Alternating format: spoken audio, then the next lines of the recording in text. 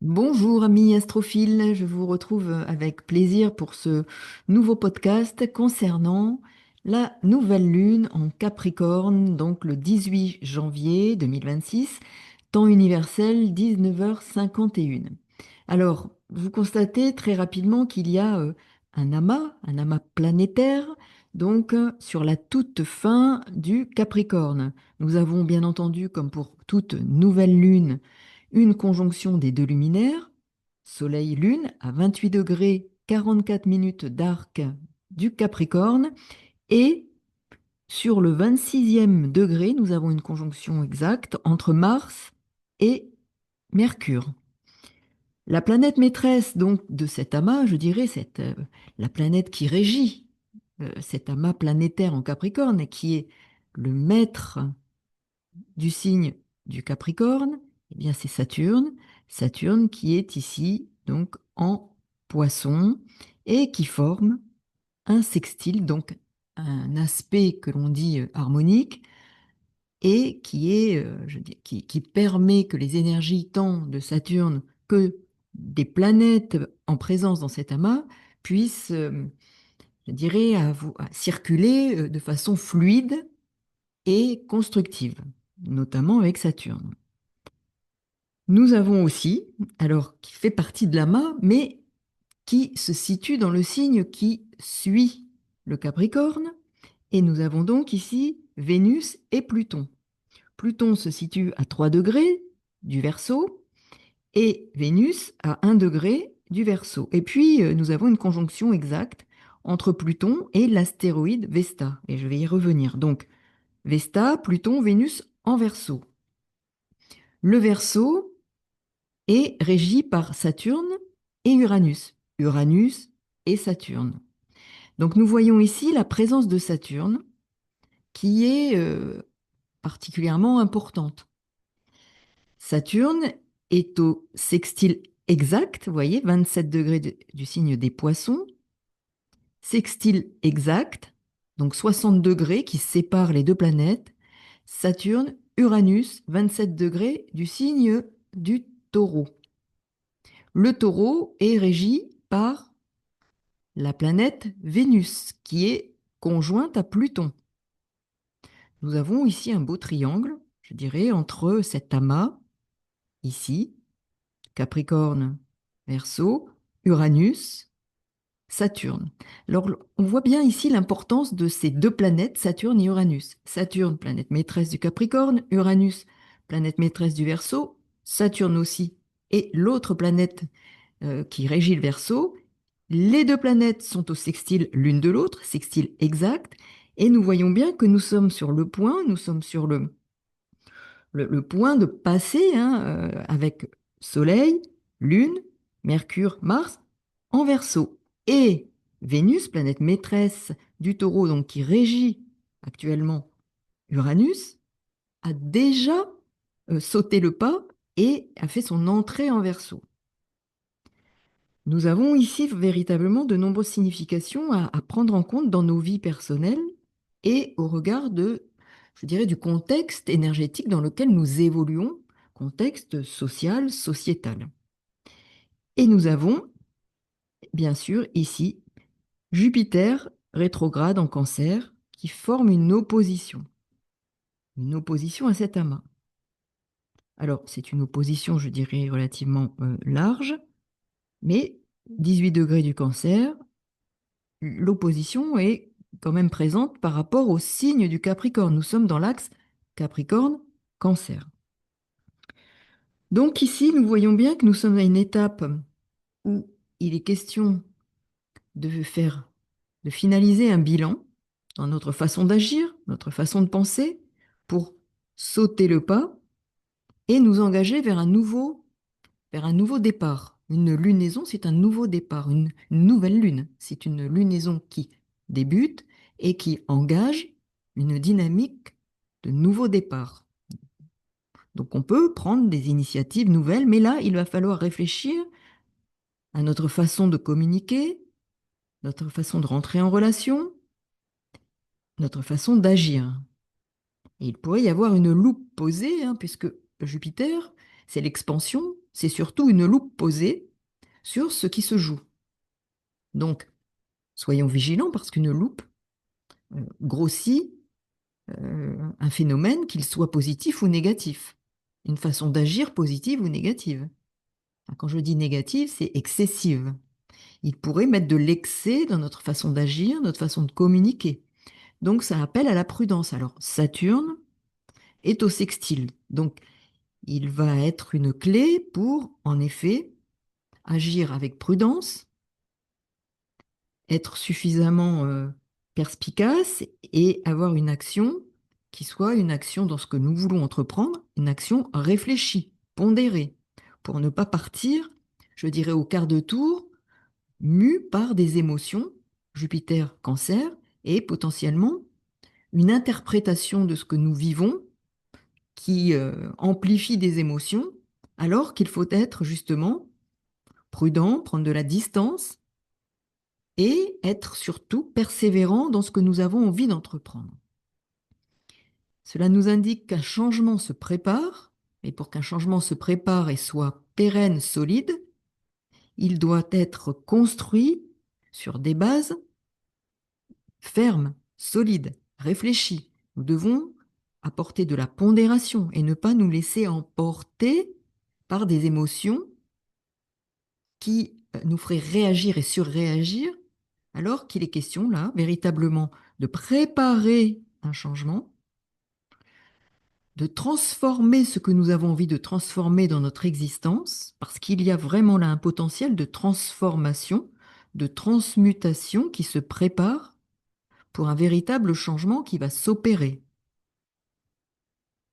Donc là, nous avons une nouvelle lune particulièrement intéressante si nous avons envie, en effet, de nous saisir de ces énergies avec, je dirais, rigueur, bon sens, patience, patience surtout, pour préparer le changement que nous avons envie de voir initier dans notre existence, quel que soit le domaine, mais en particulier, observez où se situe cette nouvelle lune, elle va vous donner un indicateur dans votre thème, dans quelle maison natale et dans quelle maison de révolution solaire, puisqu'il faut véritablement apposer la révolution solaire sur votre thème natal. Ben, c'est ce que l'on fait quand on interprète en consultation. On regarde toujours en effet la révolution solaire et on la met en regard du thème natal pour comprendre ce qu'elle vient activer de votre thème natal. C'est un processus qui est en cours.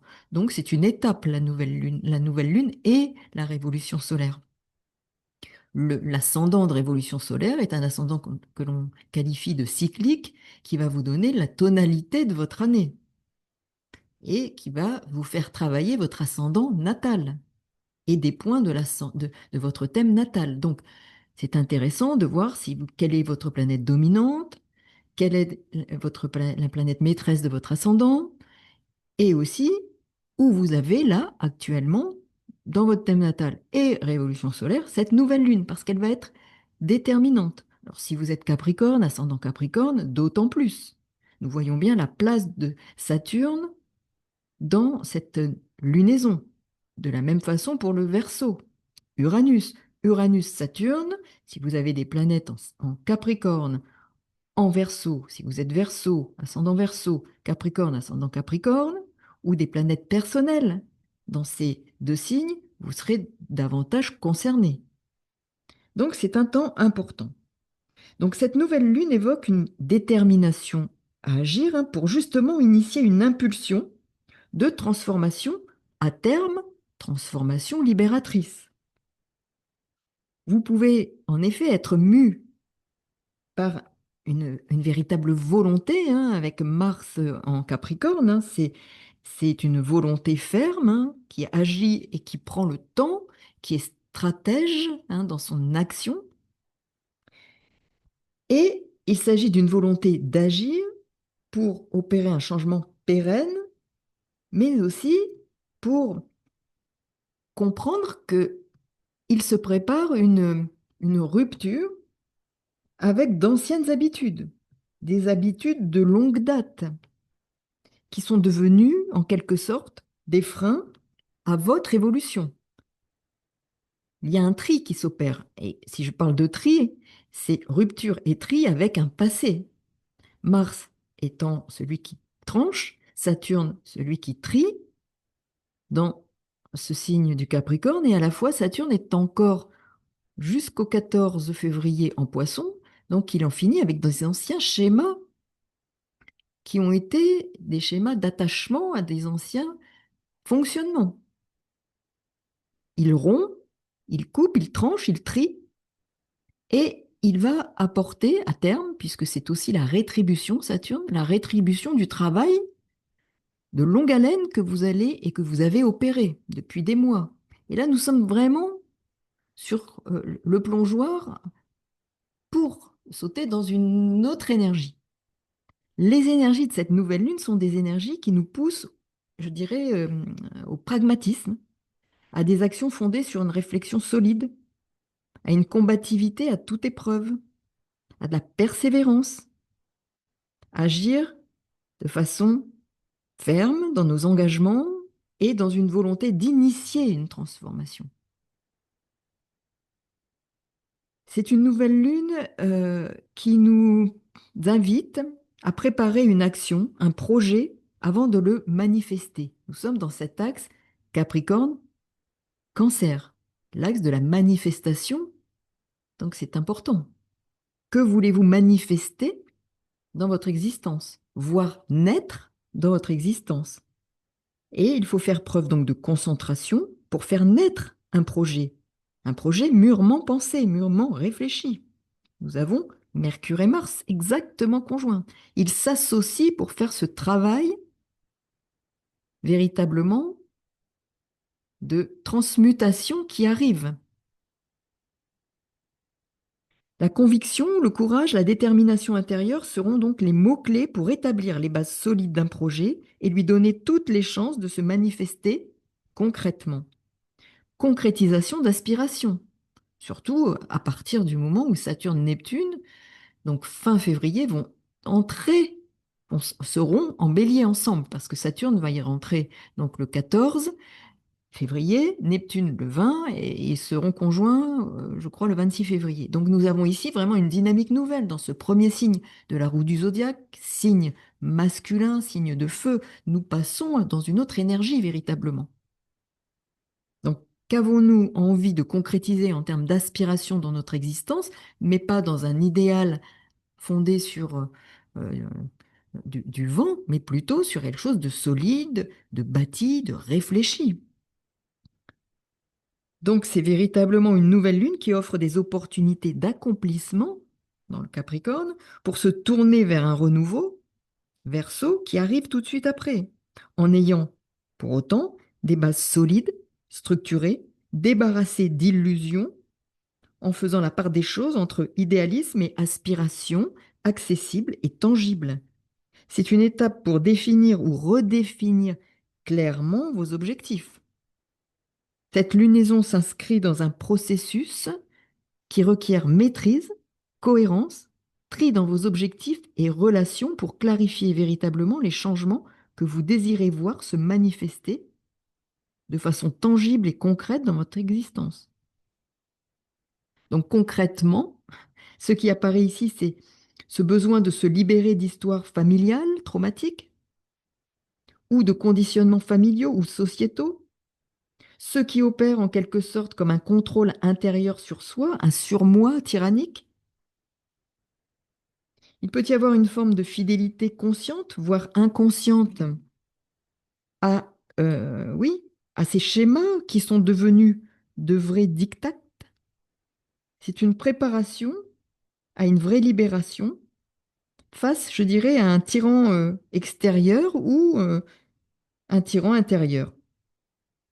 La lune en Capricorne peut avoir une dimension un peu tyrannique sur soi, sur les autres, ou de subir une tyrannie. Mais la tyrannie, nous pouvons être notre propre tyran, avec des exigences, des, des loyautés qui sont lourdes à porter et qui impulsent une dynamique relationnelle complexe parfois, parce que nous projetons sur les autres toutes ces attentes, hein, Capricorne.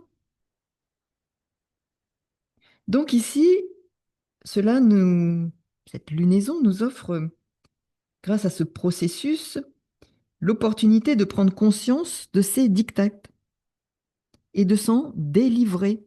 Verseau qui arrive très vite.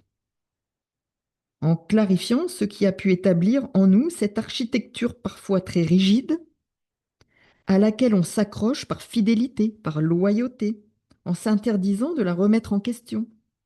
Cette nouvelle lune est une occasion de le faire. Ce sera une occasion en effet de s'en libérer, de s'en détacher. Il peut y avoir une peur du vide, mais ce sera une étape. Cela peut faire remonter des émotions, des sentiments refoulés, Vénus, Pluton. Cela peut générer comme une crise à cause de ce retour du refoulé, mais véritablement pour une libération, un renouveau, une transformation. Donc ici, en comprenant le pouvoir qu'a pris un système dans lequel on s'est enfermé, alors système relationnel, système de pensée, croyances, valeurs transmises, normes sociétales dont on est quasiment plus conscient, c'est un automatisme, eh bien il y a en effet à percevoir qu'il y a un besoin de sécurité enfermant. Tout n'est pas négatif, mais il peut y avoir un excès trop fort, un sens de ce besoin de sécurité qui va en effet nous, nous montrer que ce tyran intérieur nous enferme dans des fonctionnements. Donc il peut y avoir euh, des traditions et reproductions d'injonctions extérieures que l'on a subies, que l'on a introjectées, que l'on s'est appropriées. Et ici, on a le sentiment parfois, à travers ces injonctions extérieures qui sont devenues inconscientes, on s'est approprié, il y a un devoir d'excellence, un devoir de responsabilité, un sens du devoir. Il peut y avoir des attentes extérieures, hein, introjectées qui fondent nos comportements et sont justement des attentes fortes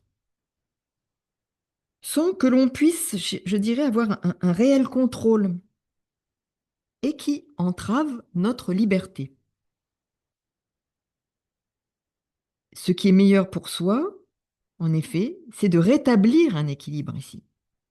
Rétablir un équilibre entre ces exigences, ces injonctions et de chercher véritablement ce qui peut être tyrannique dans notre vie intérieure, en soi, autour de soi. Qu'est-ce qui fait que je m'interdis certaines choses? Mon exigence vis-à-vis de moi, vis-à-vis de l'autre. Dans quel domaine ce côté tyrannique est présent dans ma vie? Mon exigence d'excellence, de perfection, de sens des responsabilités, mes attentes vis-à-vis des autres, de leur fonctionnement, de leur comportement, qui peut être un fonctionnement tyrannique vis-à-vis de l'autre, mais vis-à-vis de soi-même. Donc, où est, je dirais, le tyran? Ça, c'est important. Mais nous avons ici, et ça parle vraiment de ce côté Capricorne et la Lune en Capricorne en particulier, avec cette nouvelle Lune. Donc, nous voyons bien combien cette nouvelle Lune est importante. Et je voudrais ajouter la place de Vesta conjointe à Pluton. Ici, Vesta euh, a une valeur, je dirais, progressiste. Elle peut contribuer à apporter du changement, le changement qui va s'opérer à partir des prises de conscience que nous aurons. Changement en profondeur pour favoriser le renouveau. Il est bien question d'abandonner des fonctionnements du passé, hein, vous l'avez compris, vous réécouterez hein, ce que j'ai pu évoquer, pour aller vers le renouveau. Il faut abandonner certaines choses, faire le tri, pour comprendre que là, nous allons vers le renouveau, la transformation et la libération. Donc, Vesta apporte son soutien ici à Pluton dans ce qu'il révèle pour permettre de transformer ce qui doit l'être. Et nous avons ici Vénus conjointe aussi. Donc c'est ici mettre son énergie transformée au service d'une cause progressiste. Et la conjonction Vénus-Pluton en Verseau peut, avec Vesta plus particulièrement, servir de révélateur pour purger et purifier ce qui doit l'être afin de remettre certains aspects de votre vie en ordre. Dans ce signe du Verseau, il peut y avoir une dimension explosive, mais indispensable pour clarifier ce qui doit l'être. Alors cette conjonction est particulièrement puissante, hein. Elle est intense, exigeante, elle demande des transformations dans nos relations, nos amours, nos finances. Il y a des vérités qui peuvent surgir et être douloureuses, mais pour repartir sur des bases plus saines, plus authentiques, avec cette conjonction Evesta, donc on purifie, on ne laisse rien stagner, il y a une prise d'indépendance, une plus grande liberté, qui peut ainsi se révéler, je dirais, indispensable. Des limites devront être posées à l'autre pour exercer une plus grande liberté personnelle. Et puis Neptune, en reprenant sa marche directe au sextile de la nouvelle lune, va contribuer à ce travail de dissipation, je dirais. Et on dissipe les illusions là, hein, et les chimères, et les relations enfermantes, ou les relations de dépendance. Nous voyons bien combien ici, nous sommes à une phase importante où nous allons abandonner, libérer, se détacher, dissiper les illusions, se défaire de relations enfermantes ou de dépendance. Saturne direct, lui, met une touche de réalisme qui va bien, je dirais, avec la dissipation des illusions, pour accueillir et faire face à une transformation des relations et des rapports, peut-être aussi affectifs, mais aussi avec l'argent. C'est une étape proposée par les configurations astrales pour mettre en place les jalons d'un futur proche, très proche, plus aligné, plus juste, en adéquation avec vos aspirations profondes. Faut-il encore les avoir identifiés? Et ce sera donc là un enjeu important de cette nouvelle lune. Donc je vous propose un beau travail de nouvelle lune. Je vous remercie pour vos commentaires, vos pouces. N'hésitez pas à vous abonner, à faire circuler pour que cette vidéo puisse servir à d'autres personnes. Et c'est aussi une façon bah, de remercier pour ce travail, hein, puisque chaque vidéo prend beaucoup d'heures de préparation. C'est un contenu qui est offert. Et donc, merci de pouvoir le diffuser pour qu'il puisse bénéficier aussi à d'autres. Donc, n'hésitez pas à me contacter si vous voulez en savoir plus pour ce qui vous concerne. Et sous la vidéo, dans la barre de description, vous avez les coordonnées où me joindre. Merci encore et à très bientôt pour de nouvelles aventures astrales. Au revoir.